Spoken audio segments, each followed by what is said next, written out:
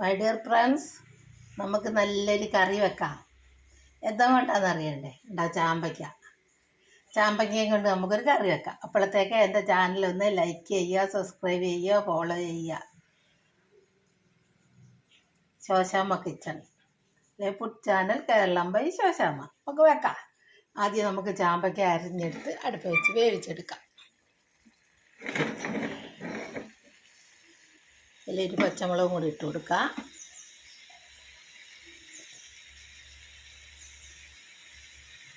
കുറച്ച് മഞ്ഞൾപ്പൊടി ഇട്ട് കൊടുക്കുക. കുറച്ച് മുളക് പൊടി ഇട്ട് കൊടുക്കുക. അതിന് ചേരേണ്ട ഓരോ സാധനങ്ങൾ ഞാൻ പറഞ്ഞുതരാം.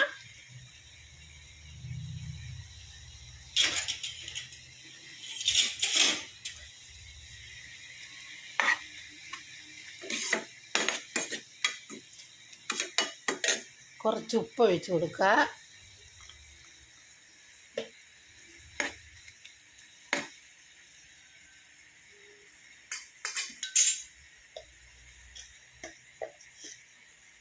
കുറച്ച് ഉലുവാപ്പൊടി ഇട്ട് കൊടുക്കുക.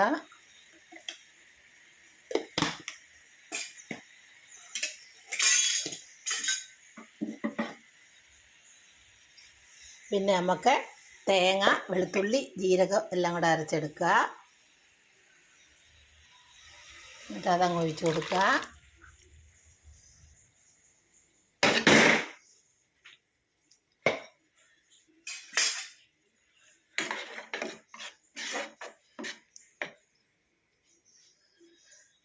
ചാമ്പയ്ക്ക പുളിശ്ശേരി.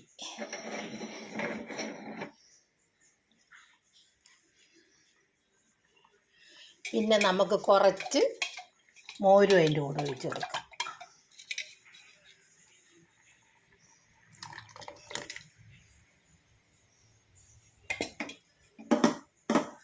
കുറച്ച് കരിവേപ്പില ഇട്ട് കൊടുക്കുക.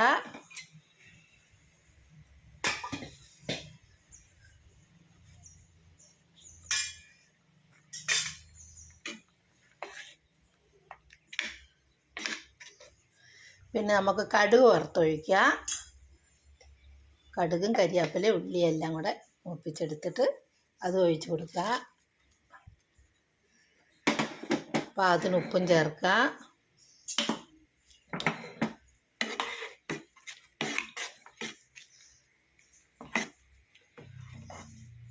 ഇപ്പോൾ എല്ലായിടത്തും ചാമ്പയ്ക്ക ഉണ്ടാകുന്ന സമയം. എല്ലാവരുടെയും ചാമ്പയുടെ മൂട്ടിൽ ഇങ്ങനെ പൊഴിഞ്ഞ് കിടക്കുന്നതാണ് ഉപയോഗിക്കാതെ.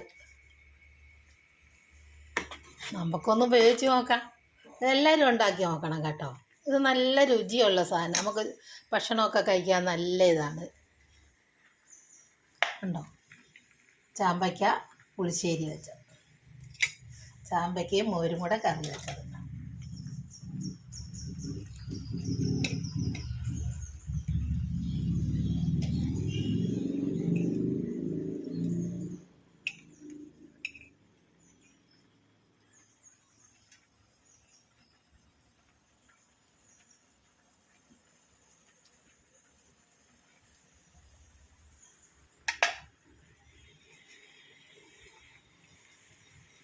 ഉണ്ടോ? ചാമ്പയ്ക്ക കൊണ്ട് നമുക്ക് പുളിശ്ശേരി പോലെ വെച്ചത്, ചാമ്പയ്ക്കയും മോരും കൂടെ കറി വെച്ചത്. ദോശ കഴിക്കാം, അപ്പം കഴിക്കാം, പൊറോട്ട, ചപ്പാത്തി, ബ്രെഡ്, ചോറ്, എല്ലാ സാധനവും കഴിക്കാം കേട്ടോ. നല്ല രുചിയായ കറി. എല്ലാവരും ഉണ്ടാക്കി നോക്കണേ. ഉണ്ടോ? ചാമ്പയ്ക്ക കൊണ്ട് പുളിശ്ശേരി വെച്ചത്.